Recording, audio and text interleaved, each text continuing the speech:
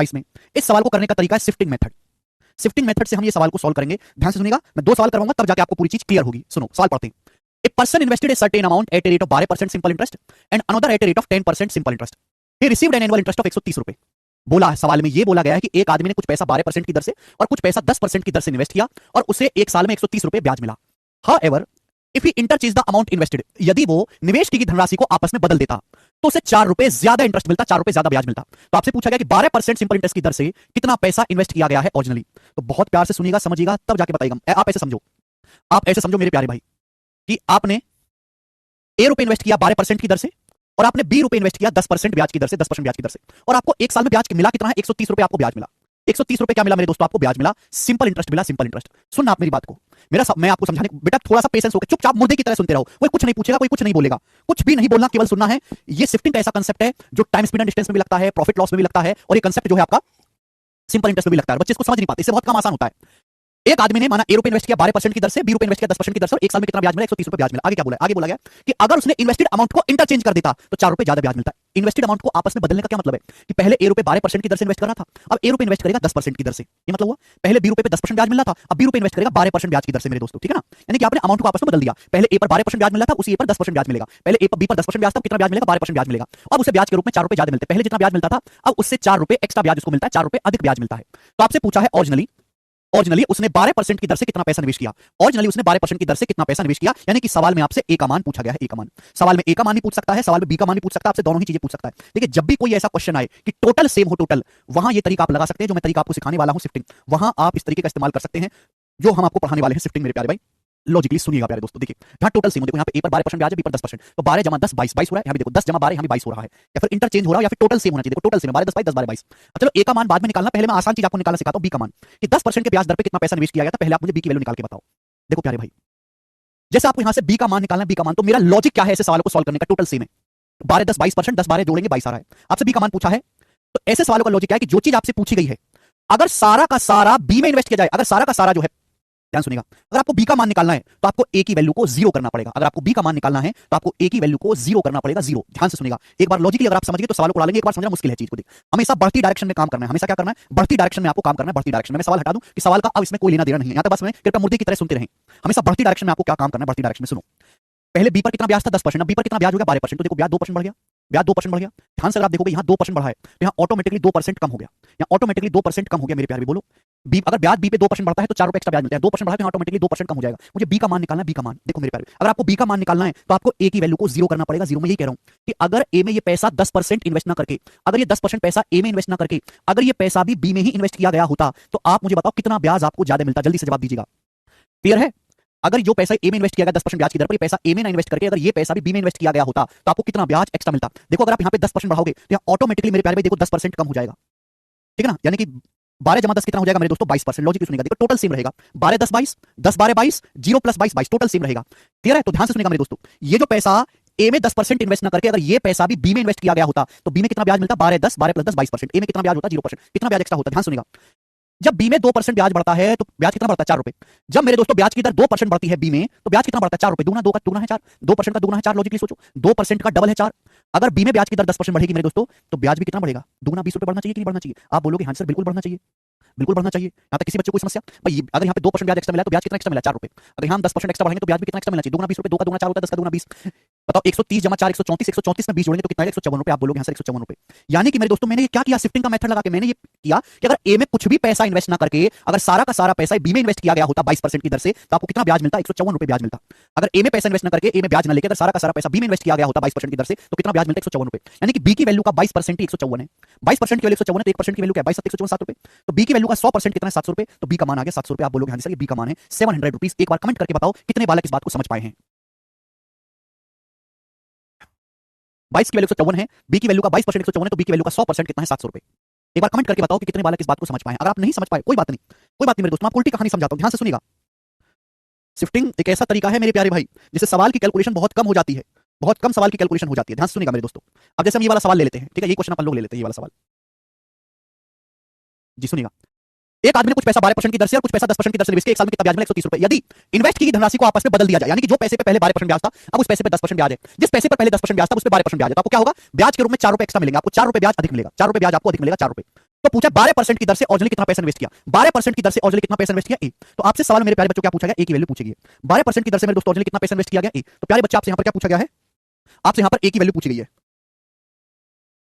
ठीक है जी, क्या पूछा गया, ए की वैल्यू। मैंने क्या बोला, हमेशा बढ़ती डायरेक्शन में काम करना है, हमेशा बढ़ती डायरेक्शन में, हमेशा बढ़ती डायरेक्शन में काम करना है, बढ़ती डायरेक्शन में हमेशा काम करना है। सुनिएगा, अगर आपको ए का मान निकालना है तो आपको बी को क्या करना पड़ेगा, जीरो। अगर आपको ए का मान निकालना है तो बी को क्या करना पड़ेगा, जीरो। बी को जीरो करना है, आपको ए का मान पूछा गया, ए का मान, तो बी को आपको जीरो करना पड़ेगा। आप सोचो मेरे दोस्तों, मैंने क्या बोला, हमेशा बढ़ती डायरेक्शन में। देखो ए, ये 12 है, 10 तो घट रहा है, बढ़ती डायरेक्शन क्या, ये उल्टा ऊपर की तरफ। यानी कि अगर ए में पहले 10% ब्याज था तो ए में 12% ब्याज, ए में पहले कितना ब्याज मिला था, 10%, कितना 12%, 2% एक्स्ट्रा। भाई 2% बढ़ेगा तो देखिए ऑटोमेटिकली 2% कम हो जाएगा, ये 2% बढ़ेगा तो ऑटोमेटिकली 2% कम हो जाएगा। देखिए जब नीचे की तरफ आ रहे हैं तो 4 रुपए ब्याज एक्स्ट्रा है, जब हम ऊपर की तरफ जाएंगे उल्टा सोचो ना भाई, जब नीचे की तरफ आएंगे तो 4 रुपए ब्याज एक्स्ट्रा है, जब ऊपर की तरफ जाएंगे मेरे दोस्तों तो 4 रुपए ब्याज कम है।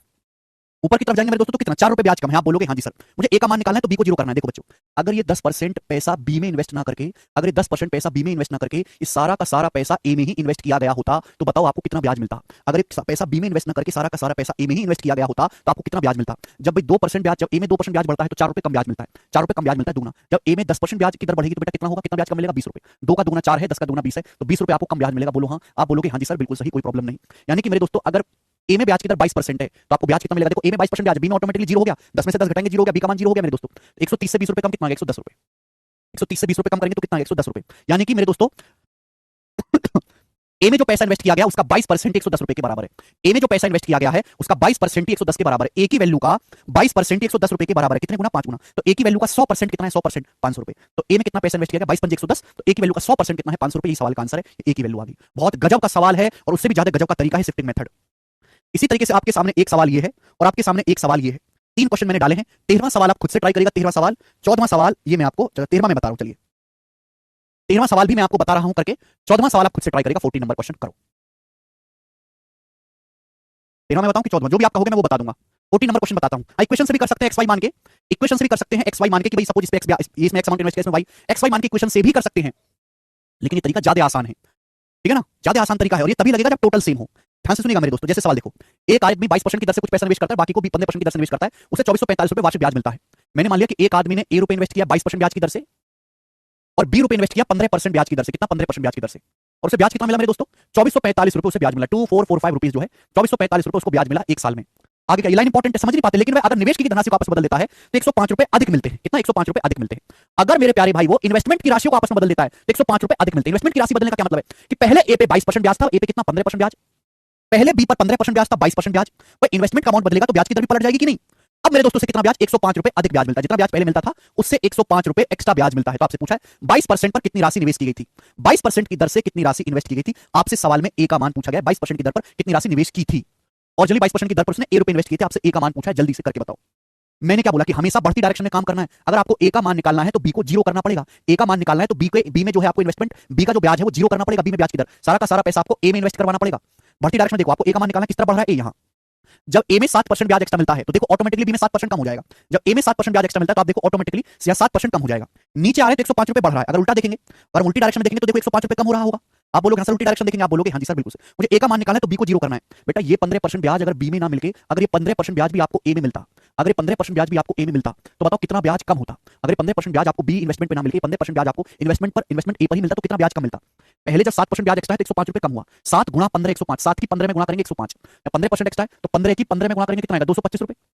225 रुपए आपको ब्याज कम मिलेगा, 225 रुपए बोलो हाँ भाई, 7 का 15 गुणा 105 है, यहाँ 15 का 15 गुणा 225 रुपए होगा। यानी कि ए में कितना ब्याज होगा, 22 प्लस 15 37%, ए में ब्याज हो गया 37% और ब्याज मिला कितना है, 2445 में से 225 घटाएंगे तो 2220 रुपए, कितना आ गया, 2220 रुपए। आप बोलोगे हाँ सर, यानी कि ए में जो भी पैसा इन्वेस्ट किया गया है उसका 37% 2220 के बराबर है।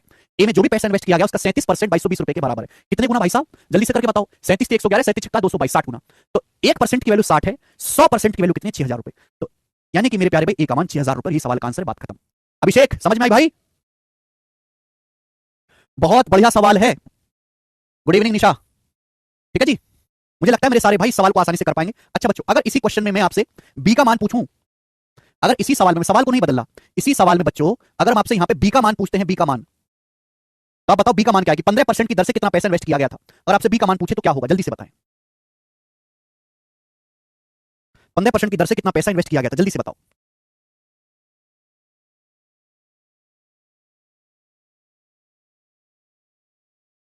हाँ जी बिल्कुल, एग्जाम का पूछ, 15% की दर से कितना पैसा इन्वेस्ट किया गया था।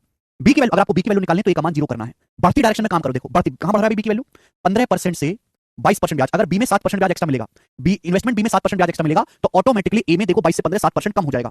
7% कम हो जाएगा मेरे प्यारे भाई। आप बोलोगे हाँ जी सर बिल्कुल सही। टोटल सी में देखो 22 15 37 15 22 37। अगर ये 15% पैसा ए में इन्वेस्ट ना करके 15% भी अगर बी में ही इन्वेस्ट किया गया होता, बी में ही इन्वेस्ट किया गया होता, तो बताओ कितना ब्याज आपको एक्स्ट्रा मिलता, कितना ब्याज आपको एक्स्ट्रा मिलता। जब यहाँ 7% ब्याज बढ़ा है तो 105 रुपए बढ़े 15 गुना, 7 गुना 15 105, क्योंकि 15% का 15 गुना, 15 का 15 गुना 225 रुपए एक्स्ट्रा ब्याज मिलेगा। आप बोलोगे हाँ जी सर बिल्कुल सही। तो इन्वेस्टमेंट बी पर कितना ब्याज हो गया, 22 और 15 37%। ऑटोमेटिकली देखो ए में 0% हो चुका है, देखो टोटल सेम है 22 15 37 15 22 37 0 जमा 37 37। क्लियर है। आप बोलोगे हाँ सर बताओ, अगर मैं बी में इन्वेस्टमेंट बी पर 37% ब्याज लेता हूं तो कितना ब्याज मिलेगा बताइएगा। 2445 में 105 और 225 330 जोड़ेंगे, 225 और 105 330 जब जोड़ेंगे तो ये हो जाएगा 2775 रुपए, 2775 रुपीज, 2775। 225 और 105 330 330 आप जोड़ दो, यानी कि इन्वेस्टमेंट बी का 37% 2775 है। बी की इन्वेस्टेड राशि का 37% 2775, बताओ कितने गुना। तो आप हो गए सर 37 छिक्का हो गया जी 222, बच गया 55। 37 छिक्का हो गया जी 222, 222 37 सत्ते चला जाएगा क्या, 210 और 49, हाँ ये तो 7 बार चला जाएगा, 7 बार चला जाएगा, 210 और 49 259। तो बचेगा कितना मेरे दोस्तों, ये बचेगा फिर आपका 18, तो 37 पंजे 185, 75 गुना 75, तो 1% के लिए 75 है, 100% के लिए 75 रुपए। तो बी में कितना पैसा इन्वेस्ट किया गया, 75 रुपए, सवाल का आंसर हो जाएगा।